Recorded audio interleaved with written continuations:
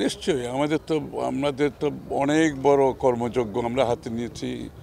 ইনশাআল্লাহ নির্বাচনে যদি জনগণ আমাদেরকে রায় দেয়, আমরা এই শিল্প খাতে যে চাকরি কর্মসংস্থান যেগুলো হারানো হয়েছে এবং নতুন কর্মসংস্থান সৃষ্টির জন্য আমরা অনেক বিশাল কর্মযজ্ঞ হাতে নিয়েছি এবং 18 মাসের মধ্যে আমরা 1 কোটি কর্মসংস্থান করার সিদ্ধান্ত নিয়েছি, প্রোগ্রাম নিয়েছি এবং কোন খাতে কত কর্মসংস্থান হবে, কতগুলো আত্মকর্মসংস্থান হবে, দেশে বিদেশে মিলে 1 কোটি আমরা 18 মাসে কর্মসংস্থানের কর্মসূচি হাতে নিয়েছি এবং তার উপর আমরা বিস্তারিত কাজ করেছি এবং এটা কিভাবে বাস্তবায়ন করব সেটারও সিদ্ধান্ত নিয়েছি।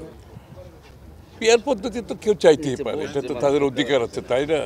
কিন্তু সেটা তো এখানে সেটা বিএনপিও দেওয়ার কেউ না, কিন্তু অন্য কোনো দলেরও দেওয়ার কিছু নাই।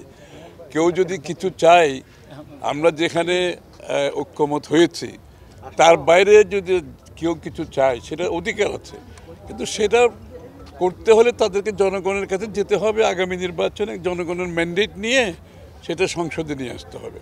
তার বাইরে তো কিছু করার সুযোগ নাই যদি আমি গণতন্ত্রে বিশ্বাস করে থাকি। না হওয়ার কোনো সুযোগ নাই।